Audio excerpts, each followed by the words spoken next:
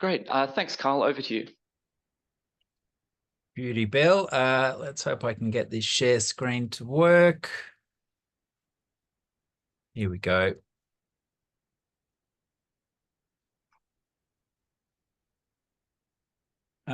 Saying it's paused. Are you seeing it? Yeah, it's saying it's double click to enter full screen mode.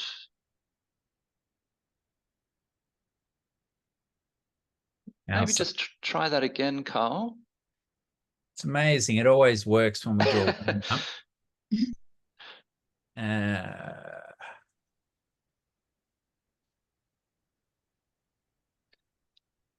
Okay, we come back here. The miracles of technology. Okay. Right. Now I can't get the toolbar to come up. What's going on? I've got it open here if you'd like me to have a crack. Yeah, go on. Yep. All right.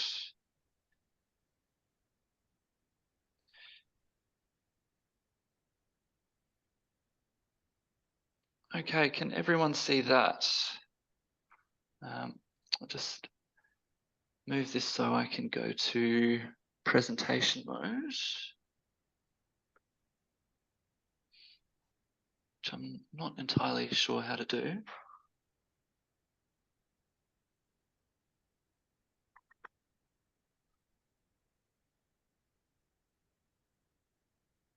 How about the share button? Here we are. Read mode, full screen mode, you beauty. Okay, there we go. Nice. Thanks, Bill. Flick through to the next one. So yeah, I'm presenting to you here from the lands of the Jara people in central Victoria.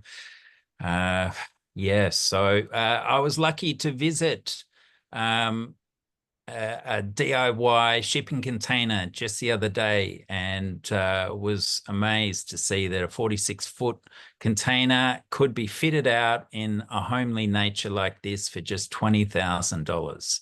So yeah, what we need is access to land and some reasonable planning regulations, and we could look after ourselves. It's always the access to land that is the key point. Next. So Grounded, we've been around for a couple of years. Yeah, we've recently done a whole pile of work looking at the role of Airbnb. If you want to go back a slide, Bill, there we go. Yeah, so we've done a whole pile of work looking at the rampant change pushed upon communities through Airbnb, and the answer to that problem, of course, is to accelerate the development of community land trusts to deliver resilient housing in our communities. If only there was a way we could channel some of the incredible profits that are being delivered by Airbnbs that see the earnings at 80% greater than what they can get in long-term rental, we would have a nice funding stream for more community land trusts. So trying to bring some innovation into the space and push government to think about turning problems into solutions. Next slide.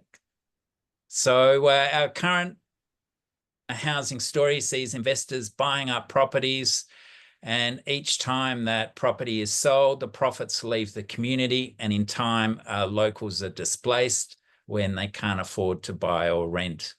And of course, the community land trust story is one where the resident owns the home. There's a resale formula that keeps a cap on prices. Deposits and mortgage repayments are reduced significantly. And over time, once the project costs of that land trust development are paid down, these regular payments go back to the community rather than being lost from the community. And that's one of the key advantages of community land trusts, is that we can close this loop between housing payments and the benefits received. Let's keep those benefits within our community.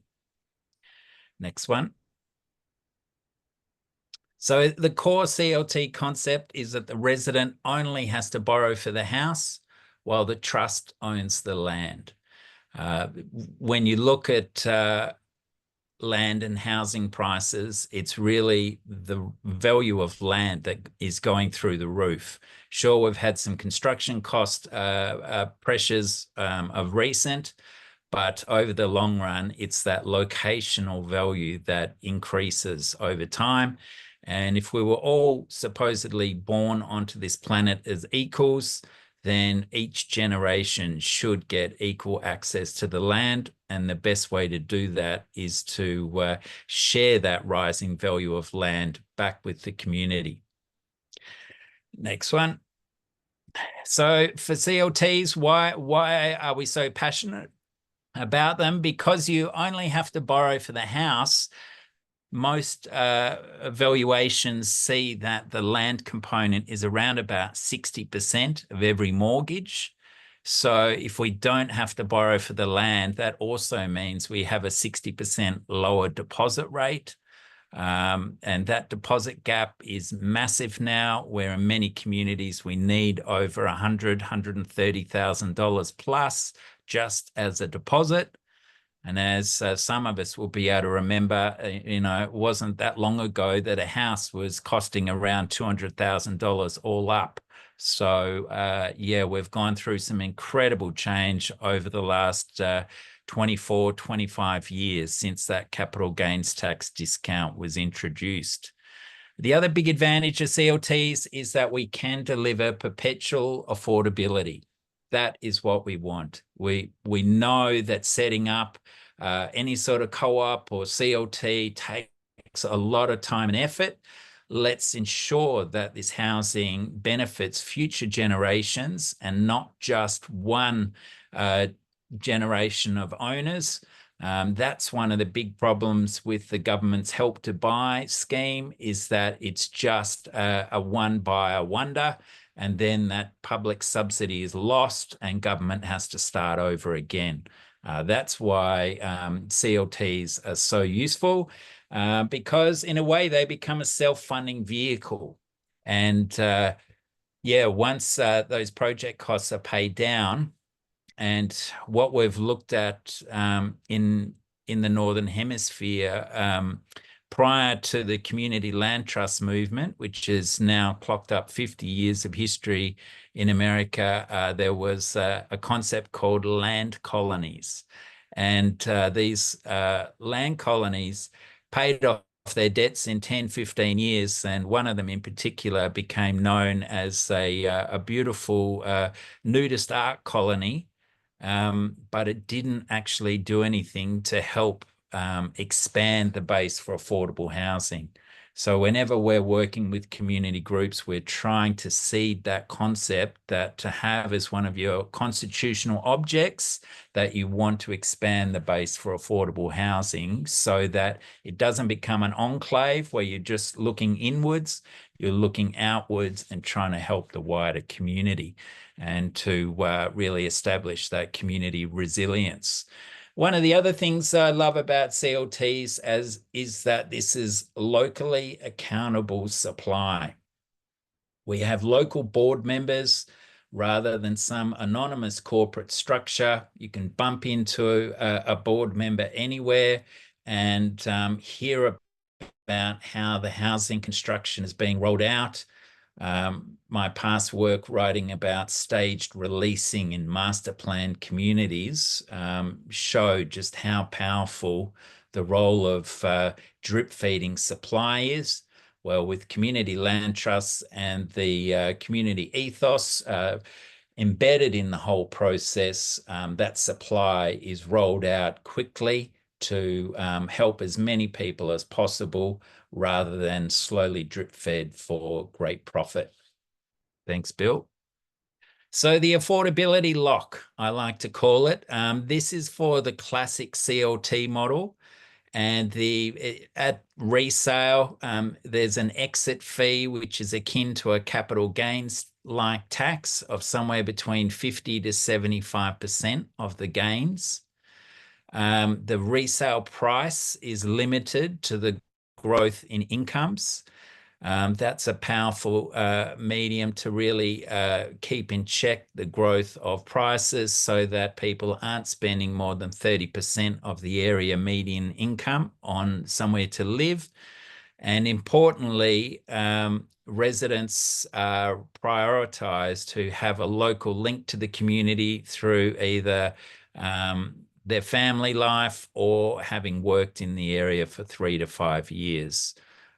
So those sort of aspects, alongside the intentional nature of a community land trust, means that there's a smaller pool of buyers who have to have a lawyer ideally sign the contract of sale with them, that they've had independent legal advice saying that buying into a community land trust is all about the common ethos rather than the profiteering sort of nature of open market real estate. So the governance model is really important with CLTs, and yeah, we try and use this tripart governance model to ensure that residents can't take over the board. And so we have a split of 1/3 residents, 1/3 neighbours, and 1/3 civic-minded individuals, whether that's retired MPs, councillors, or academics. And that's primarily set up so that residents can't vote down the affordability measures. That's a really important aspect if we're trying to ensure perpetual affordability lasts into the future, because as we know, it's often that third generation who comes along who sees that they could be sitting on a golden goose there and try to hack away at the intentions of the original founders. So very important to have that in place. Yeah. Thanks, Bill. So how do CLTs acquire land? Ideally, it's a donation via council, perhaps government. What we're finding is that many councils have sold off a lot of the crown jewels, same with state governments. So that is a bit of a pressure point. Great to see, though, that many councils here in Victoria are employing housing and homelessness advisors, officers within council, and they're being under pressure to do an audit of their land holdings. So if you're ever talking to your local councillors, ask if they've done an audit of publicly owned land, and that will help reveal some of those aspects. Here in Victoria, churches now have to pay land taxes, so they're much more open to using some of their vacant land. Yeah, there's a potential there for leasehold, and we're doing some advocacy work with state government looking at that as well, because yeah, there is a lot of vacant publicly owned land despite the sell-offs, and it's great that you know, these audits are sort of flowing through from state government downwards. But yeah, one of the key points is that if you are going to buy land, to make sure that you do it at the right time in the property cycle. Try to avoid as much debt as possible. It's a hard aspect to deny, though. Often when property prices are the highest, there's the greatest housing stress out there in the community, and so people want to do something about it. But yeah, going into multi-million-dollar debts is going to hamper your project in the long run. So see what you can do to avoid that. So supporting community, how do we do this? At Grounded, we have a You Can Book Me page where we're receiving at least a couple of inquiries a month from either landholders or the community wanting to do things in the affordable housing space using the community land trust model. We asked them to fill out a simple survey so we can hit the ground running.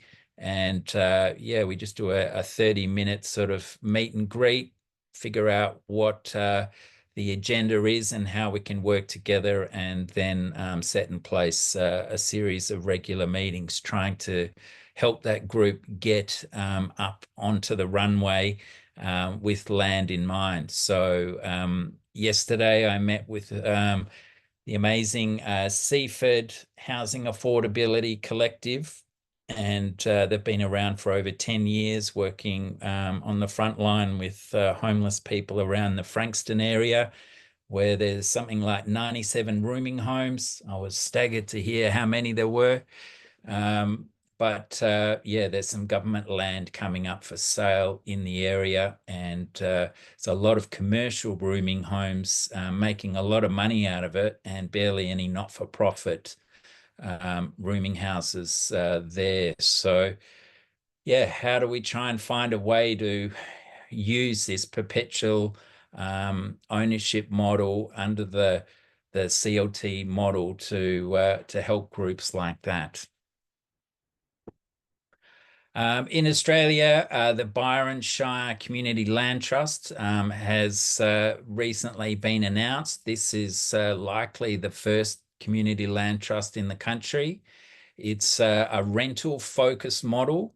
So we can have an ownership-based model or a rental-based model. And this one has a focus on assisting people escaping domestic violence and so forth. So yeah, check out the Byron Shire Community Land Trust. Great website there, and there's a committed team who've been working on that for quite some time. So be very interesting to see how that turns out. So the emerging opportunities, well, land prices are just so damn high. More and more people are being locked out of housing, and it's virtually failing middle class Australia, and that's what drives me mad that the Albanese government still rolls out this treadmill economics approach of help to buy, build to rent, of basically creating some housing supply, but throwing that petrol on the fire, if you like, and prices are only going to moderate or increase. There's no talk about actually bringing land prices back to the long-term relationship to wages that is urgently required. At Grounded, we've been looking at these missing moderates, moderate income earners who still struggle to save up that $120,000 to $200,000 deposit. How can we help some of them get out of the rental market and clear the rental market up a bit for those who really need it? So yeah, looking at a mix between these missing moderates and affordable housing. One of the big problems we have in housing is that there's a lack of community agency. Community don't really know what to do. We've seen the environmental movement be really effective at their campaigning. Housing hasn't got there yet. Is that going to be a future trajectory to really shake government into action? The Victorian cost of the big house build, I've been tracking the costs there, and for every social and affordable home they're producing, it's costing around about $550,000. So, the cost is just too damn high. How many consultants are getting in there? Something's going wrong when you can see a DIY shipping container for 20 grand versus these immense costs that government forks out. And, as this pressure keeps building, it's just so scary to see the role of AI and this commodification of housing through build to rent and other forms of commodification. Unfortunately, that's where the big money's going. And so it's really going to become this battle between community and private equity. And that's why we need more and more people switching on to the role of CLTs and how co-ops can help. Any sort of community-led housing is important. So the barriers, the Housing Australia Future Fund is limited to larger players and larger size projects, similar with the Victorian Affordable Housing Investment Partnership. So much paperwork and bureaucracy, it's really hard to get in there. There's sort of an alliance between social housing builders that, you can't, smaller players can't get into council meetings. We're hearing more and more of. And then, of course, there's, the familiarity of the CLT concept and the work we need to do there. So, yeah, we're talking about the need for quality supply rather than quantity. All this sprawl, all this concrete delivered by a master plan developers drip fed at ever and ever higher prices. We'd do better for affordability if we had more CLTs and co-ops coming through with the really strong community outcomes that drive these movements. So yeah, the whole concept of a land trust and what would happen if we held that land over generations. Imagine the things we could build, the wisdom we would gather over time, and how we could look after ourselves if only we had some land that was affordable, that had a long-term approach to it. And that's what we will need in the future. And when you think about our freedoms, the right to affordable shelter must be the front line of what we call freedom. So thank you for that, Bill.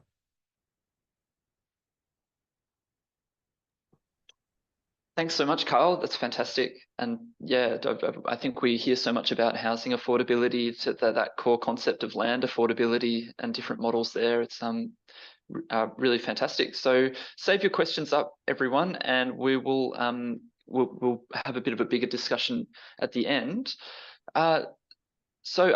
We'll now hear from Linda Seaborn. So thanks, Linda. Linda works for the Business Council of Cooperatives and Mutuals, BCCM, with a speciality in housing cooperatives. Linda is a member of a housing cooperative in Lutruwita, Tasmania, and has been a part of the Australian housing cooperative movement since 1993. She recently contributed to authoring the Community Land Cooperative Template Rules and Guide. So it's a really interesting model she'll speak a bit more about today. And I've also added that she's a founding member of the Tasmanian Housing Conservancy. So yeah, thanks very much, Linda, and over to you. Okay, thanks for that, Bill. Now I'm going to try and share my screen, which, as we know, worked perfectly when we tried it out half an hour ago. So hopefully it will this time too. Hope you have better luck than me. I know, yours worked perfectly when we trialed it too. How did that work? Fantastic. Yes, we've got it. Great. All right. Let me just get the rest of my screen set up. Okay, so as Bill said, my name's Linda Seaborn. I work for the Business Council of Cooperatives and Mutuals, and I was on the advisory panel for this project rather than an author. So my area of expertise is cooperatives, and I'm learning about community land trusts and the intersection between the two. All right, now I've got to be able to navigate through. Did that move? Did that move? Yes. Yeah. Okay. So I'm going to start. I'll just give you a little bit of an introduction to cooperatives, housing cooperatives, and why we went down the path of looking at a community land trust under a cooperative structure. So I work for the Business Council of Cooperatives and Mutuals, which is the peak body for all of the member-owned businesses, the co-ops and mutuals around Australia. It's a very diverse area, as you can see here. So we cover everything from finance mutuals, credit unions, housing cooperatives, agricultural co-ops, retail co-ops. People might not know 50% of the mechanics in Australia are members of a buying cooperative. A lot of there's co-op supermarkets, so it's very, very diverse. That's just as background. Housing co-ops sit within that. Co-ops and mutuals have got a long history in the area of housing affordability, starting with the old building societies and the credit unions, which were often founded to help people buy into housing. And these days, co-ops are owners of housing in the housing cooperatives. The BCCM also has a fund for development of new and innovative ideas in cooperatives, and that's what funded the project that led to these community land trust rules that I'm going to talk about in this presentation. We funded an organisation called Cooperative Housing, which is a Western Australian body that supports the development of housing cooperatives, and they got some funding from the Bunya Fund to develop this guide to establishing a cooperative community land trust. We started from the point of housing cooperatives because Cooperation Housing is a housing cooperative organisation. And so some key things to know about housing cooperatives when we're talking about them is that they sit between owning and renting.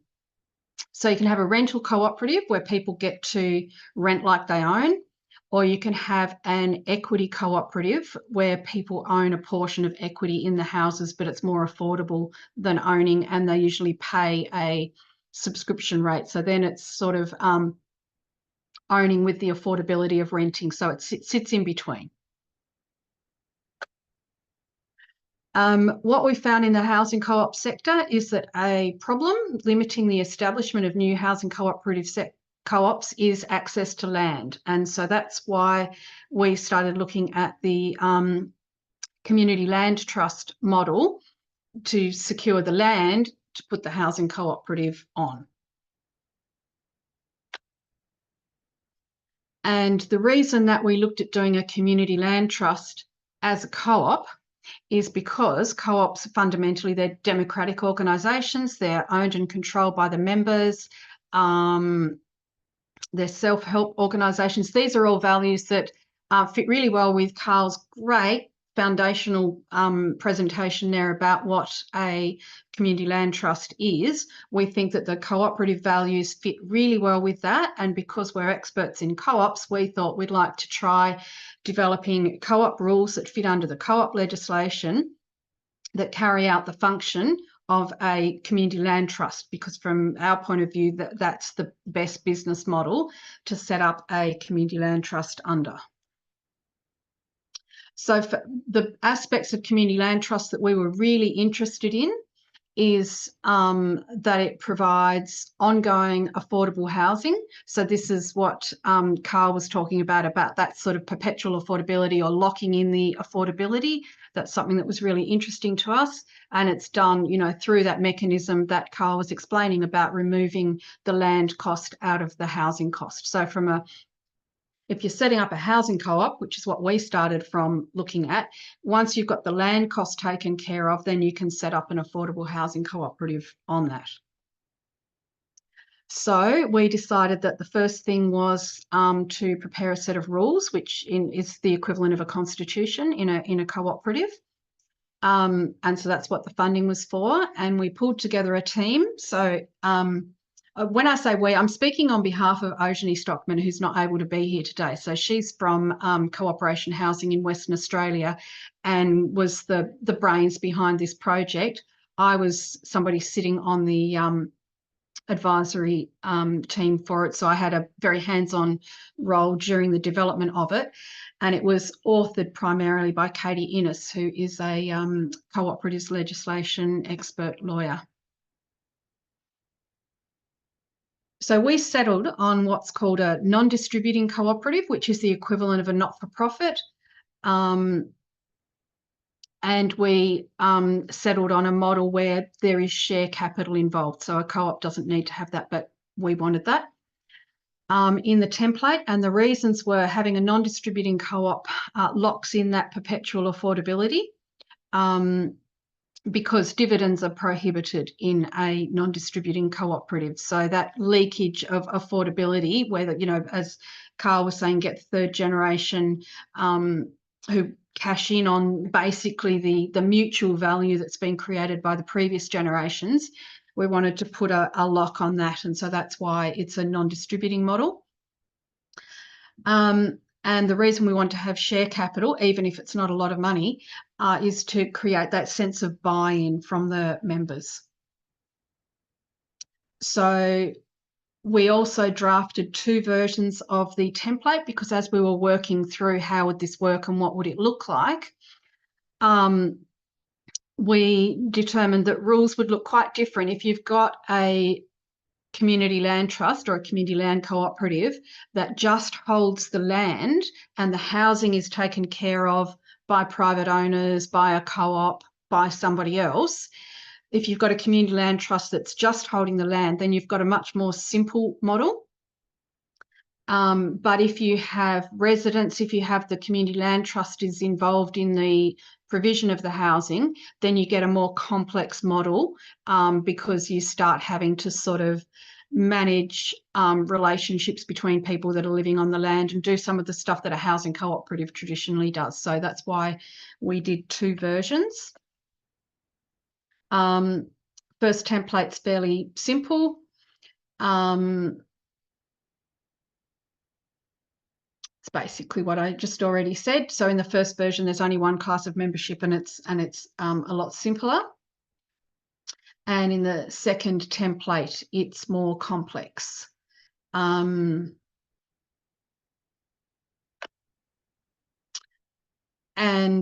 all the people who've registered to attend, you've got copies of these rules.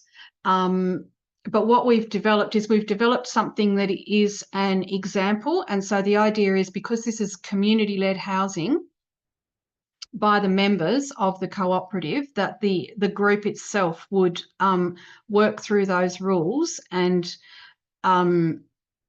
tailor them to suit their group, what the needs and objectives of their group are, which is, it'll be location specific, it'll be purpose specific, it'll depend on who the stakeholders are, it'll depend on who the group is that's being housed, it's going to depend on how you want to share ownership. But basically the co-op model can be used very flexibly and tailored to each group.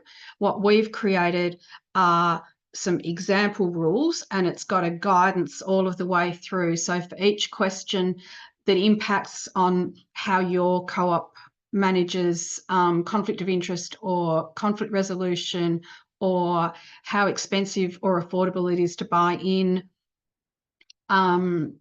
what other purpose, what purposes you have. There's little guidance notes all the way through there to guide you through answering those questions and tailoring the rules specifically for what it is that your group wants to do. And I'm looking forward to the discussion, because I think what we're doing is a branch of what Karl talked about. It's not an either or thing. It's we're one form of exactly what Karl was talking about. We've just gone into the nuts and bolts and the details of how you set the legal structure up if you want the structure to be a co-op. And I'm hoping that we will talk about legal structures, because I'd be interested from Karl's point of view about what the other kinds of legal structures are, so we could maybe talk about when the different structures are appropriate. But that's basically it. That's my presentation. This is us. This is how to find us if you want to continue the conversation. And I will stop sharing. I went through quite a lot then, but I really want to have the conversation. So, yep. Brilliant. Thank you so much, Linda.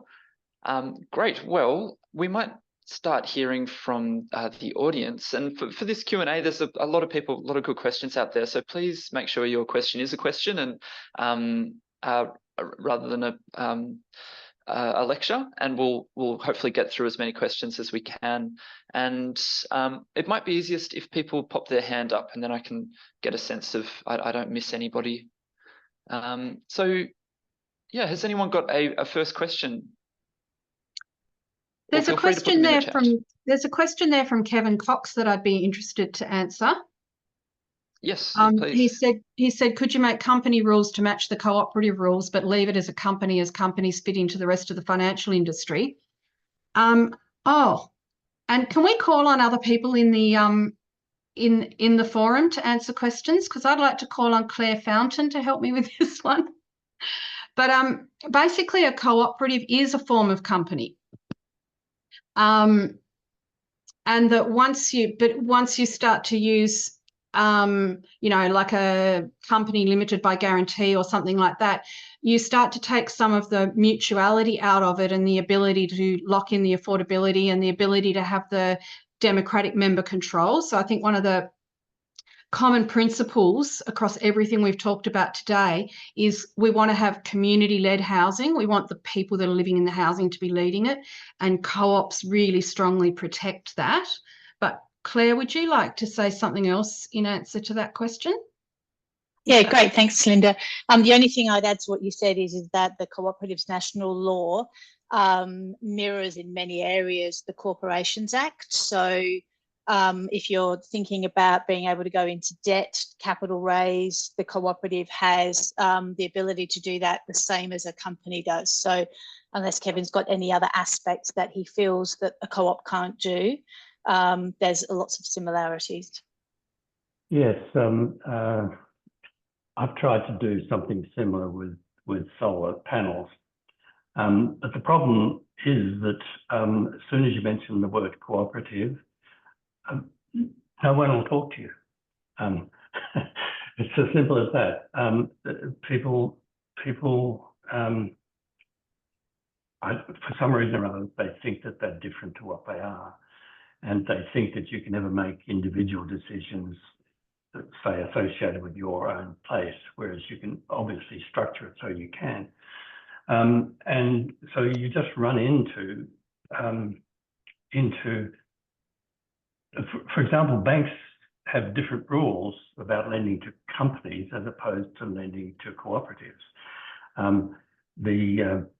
For example, Bank Australia won't lend to you until you've had the cooperative operating for 2 years. And then what they want you to do is that you as individual people associated with the business have to give personal guarantees on any loans that you make.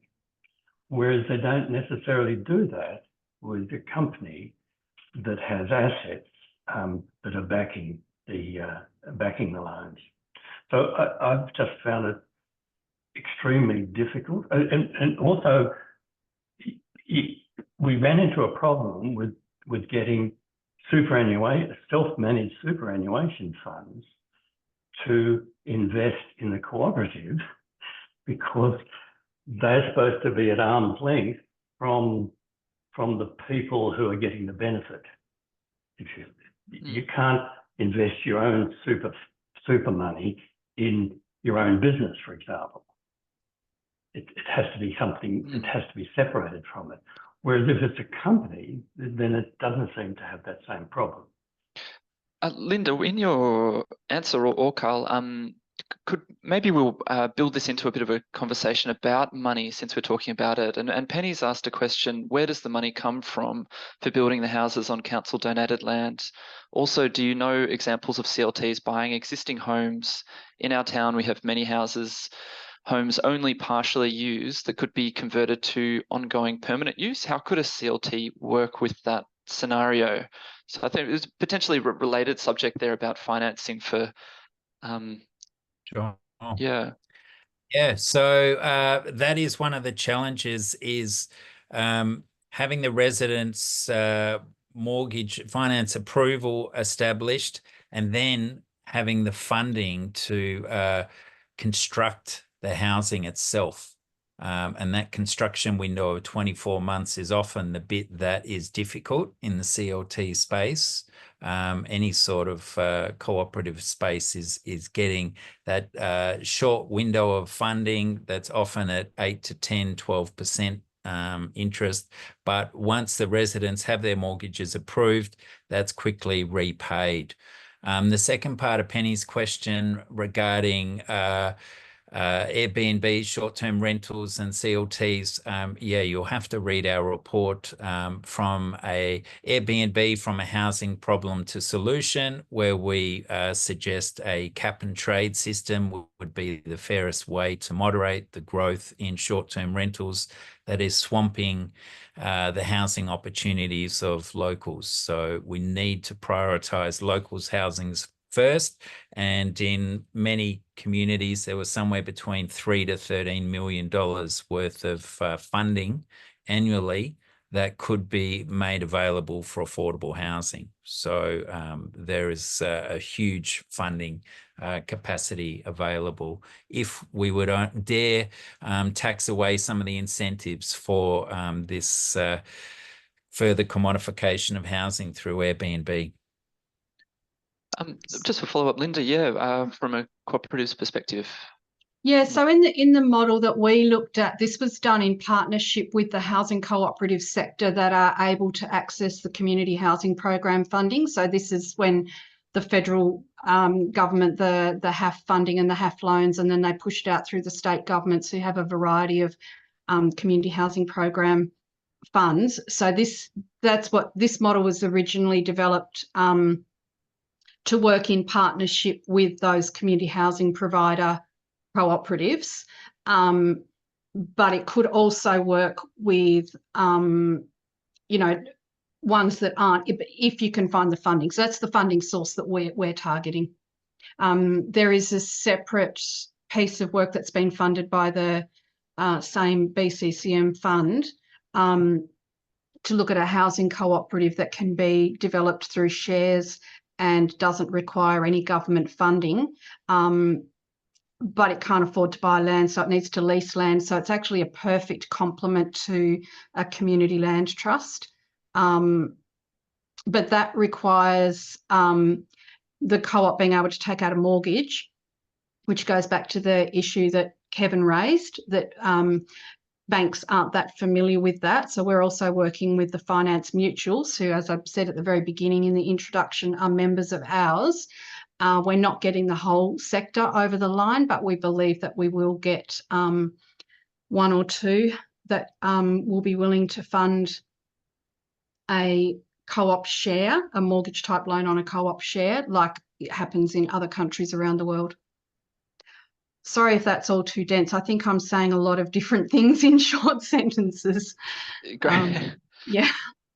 That's fantastic. Roman has asked a question around, I suppose, advocacy and what sort of policy or legal changes or innovations would support the growth of this sector. I know overseas institutional investors are turning away from Australia because the landscape is not investment ready when it comes to various affordable housing options. Yeah, so any thoughts on Roman's question there? Well, the state governments along the eastern seaboard have bent over backwards to attract Wall Street into Australia through the build to rent movement. So they've given 50% land tax discounts there to try and attract more capital onto a fixed land mass, which in my world is just going to push up land prices. Build to rent is really a luxury rental model, so it's not going to do anything for affordability. Yeah, we need more banks, and increasingly there's pressure on loosening the rules for big super, that they don't have to achieve market returns. This concept of ownership risk, where the banks and super have such an exposure to the macro economy, and with land values being 3 times the value of the ASX, there's a need to support more affordability to de-escalate this incredible bubble that is putting so many communities under pressure. So that's what we're hoping will happen in the finance space. But in the policy space, one of the big issues is that this separation of land from improvements, and under the Torrens title system of property titling, that has been a challenge.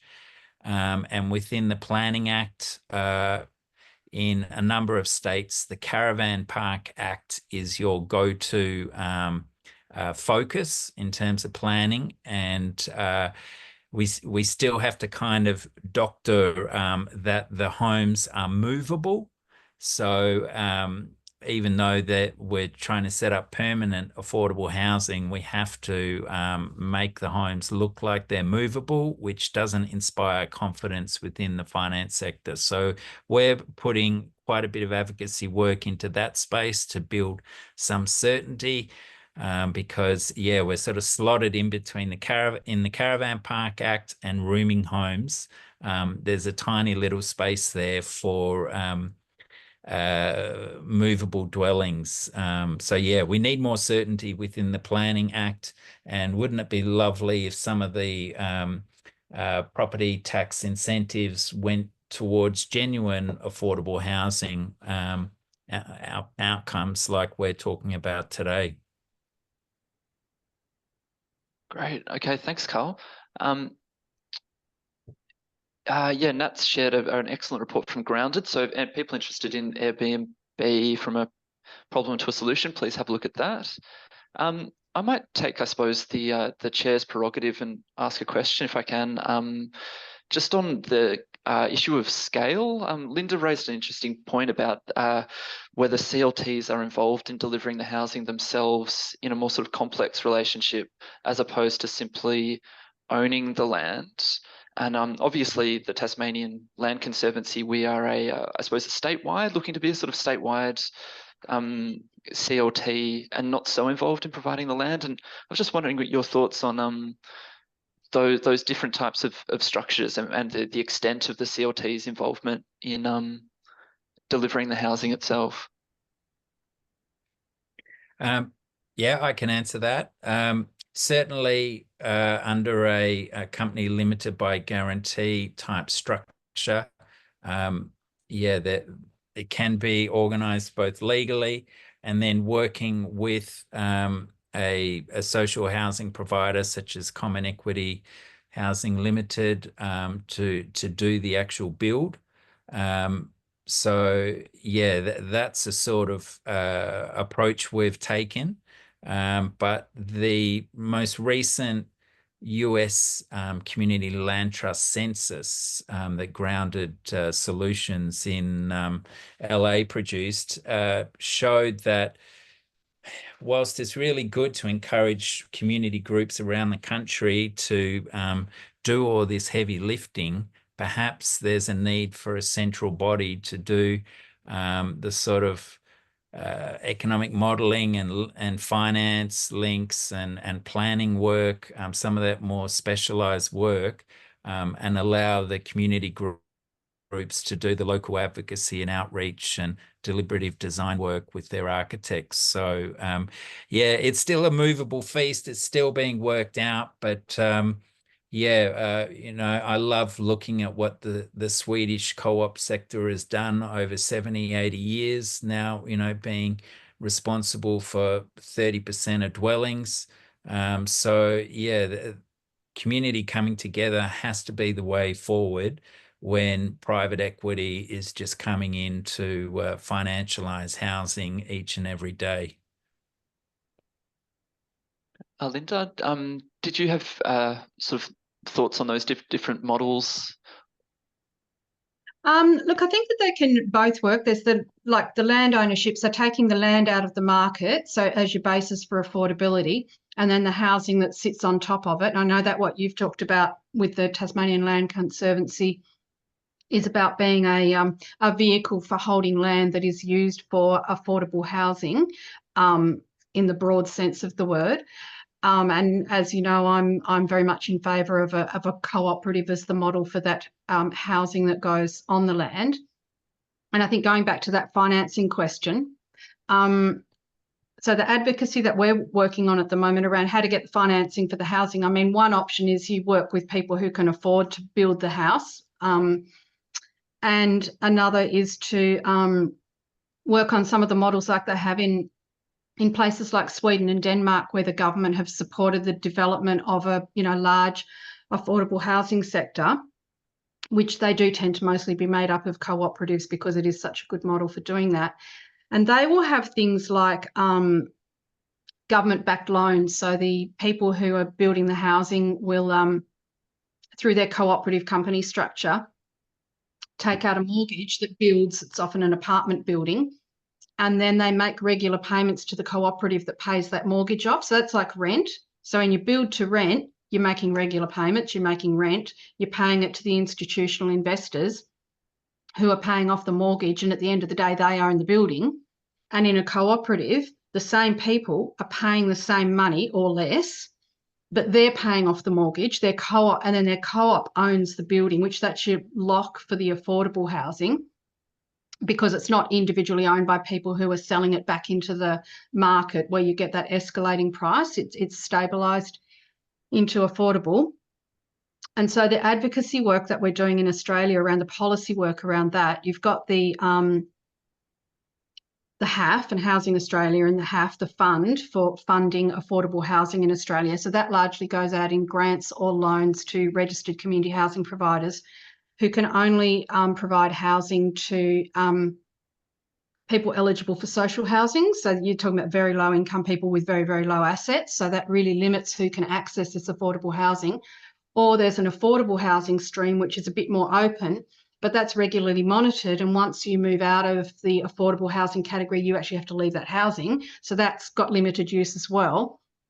So what we're arguing for is a model that's more like what they have in some of those European countries or in parts of the United States, where it's a loan to the housing cooperative and the housing cooperative pays it back. So the government's not out of pocket, but it gets over that problem of not being able to get through the banks necessarily, and sets up a self-financing model of secure and affordable housing like those European models, and it can sit on top of a community land trust. Okay, it's a synergistic sort of relationship there. Yeah. Yeah, with the okay, yeah, great. I see Karl has responded to Jane's question. Has a CLT model been trialled in Aboriginal communities? So there are a number of groups moving in this direction. Indigenous land ownership restricts sale, but a land lease is possible. So it is a potential area of growth for Indigenous sovereignty. Yeah. Great question. Yes. Okay, JP, any thoughts on cultural mindset shift? Given increasing economic uncertainty, Australians are increasingly keen on leveraging property for basic stability and wealth protection. I can definitely see that happening. I love the question. That's exactly what we need, a cultural mindset shift. I always joke about how we grew up watching a TV show called Neighbours, but we barely know how to speak to our neighbours. And we've got so many backyard, the block and all these renovation shows going on, but who are rising property prices really good for? It's existing owners. It's the first come, first served model of suiting baby boomers, and hopefully millennials walking around reading on their phone so much are doing the learning, and it feels like that's what's happening as engagement grows with the various economic orientated NGOs around the country. But yeah, it still feels like that cultural shift is heavily discounted behind this ongoing A-list celebrity property renovation sales sort of mentality. But let's hope we can get some more CLTs, some more co-ops underway, and build on the sort of hope that meaningful, well-designed housing that delivers affordability generation after generation is delivering in the Northern Hemisphere, and we haven't got it happening enough here in Australia. Certainly from the CLT side, it's people like Louise Crabtree-Hayes have been battling away for years, and I've been talking about it for close to 20 years myself. But yeah, the challenges through finance, through planning, through land price are significant, but there are people out there who have benefited from the property game and are looking to help future generations. And I noticed Daniel Bone had asked a question around bequesting as well. Linda, do you have any good answers on bequesting? Well, bequesting just needs a body to bequest to, really. Yeah, but on the cultural mindset, I mean, I think that shift is happening and has happened to a great degree. I think there's so many people who don't believe that they'll ever be able to afford to own in the market as it is now, that there's a lot of openness to a different model that provides the basic stability, but people are not necessarily looking for to make a profit out of their housing. They actually just want stable housing. And so we talk about that, about having a nest rather than a nest egg. And we think that's a key piece of research that's missing, actually, is some market testing to find out how much that shift has already happened by talking to people. So if anyone has access to a research project or comes across an idea of how we could get that research undertaken, we think that's a missing piece in the advocacy world at the moment. Good Yeah, point. definitely. Yeah. Really interesting. Yeah, we're going to have a huge intergenerational transfer of wealth in the next coming decades, and For some people. for some people, exactly. Yeah. So it's how can we spread that around? Yeah. And one other bit is the environmental land trust movement has been around, a lot longer, since the 80s, and they have capital gains tax incentives for land donations. So we need to bring that across into the CLT housing orientated world. So we're sort of spending a bit of time on that as well. Michelle, you look like you might have a question.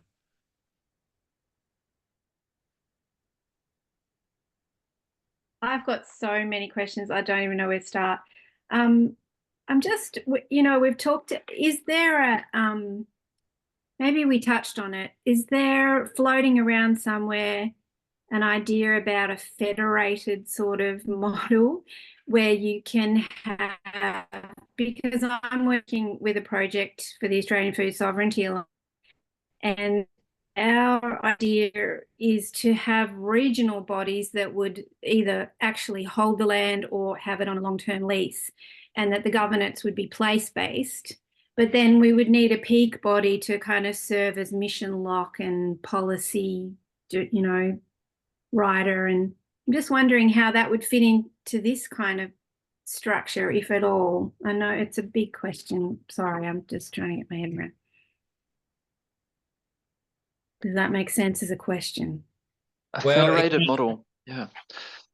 It kind of leans back to that US CLT census finding and the need to agglomerate, centralize some of those heavy lifting roles rather than repeating the wheel everywhere. Yeah. So there is thinking being done in that space. Yeah, if only we had some good philanthropic long-term money to help establish those sort of levers and the necessary policy aspects to make it sustainable over the long run, because it feels like a lot of the issues within the CLT model in particular is that the liquidity is tied up until someone sells at the end of their time in the CLT. And that's one of the biggest challenges we have in the CLT world is how do we cover the ongoing borrowing costs over time. And that's what Grounded's doing quite a bit of work on, trying to rejig the general formula so that it's fairer it's more economic for the trust, so finance is more willing to come on and support it. It's also a fairly common model in the co-op world. So you've got the Arctic cooperatives in Canada. You have a federation of cooperatives, so they're First Nations co-ops that are made up of various remote communities, and then they're federated into Arctic cooperatives, which is the overarching body. And you've got the Kakadu. Sorry? What's the relationship between the federated peak body and their, is it just a, you know, like a peak alliance, or is it? It's a membership. So it's a co-op of co-ops. So that at the local level, it's a co-op controlled by the local community. And that co-op is a member owner of Arctic Co-ops, the peak body. So is that like CEHL? No, kind of, but CEHL's not a, CEHL is it was forced through the affordable housing legislation to be a company limited by guarantee and have a majority non-member board members. So it loses a little bit of that democratic control, whereas Arctic Co-ops, the overarching body, is a co-op, so it's member owned. And you've also got the Kakadu plums in Northern Territory, made up of regional land councils. So they're not co-ops, but they're, you know, community controlled organisations, and then they jointly own the cooperative NAPCA for the Kakadu plums. Right. So federation's a pretty standard model in the co-op world. Yeah. Okay. Gosh, it's so interesting. This is fantastic. This question might be a good one just to end on. I'm noting we're kind of going over time, but it's quite a practical question. So from Marcel, do you have any advice for missing moderates starting at the grassroots level, looking to pool resources to set up CLT/co-ops in their area? So maybe some advice or some resources that each of you could recommend, please. Yeah. Well, yeah, certainly feel free to book in a meeting with myself. We need to prove the business case that the community coming together saves government money, and it's developing that sort of business case is a good first port of call. But you know, there's a whole pile of setup issues that we can talk through. It's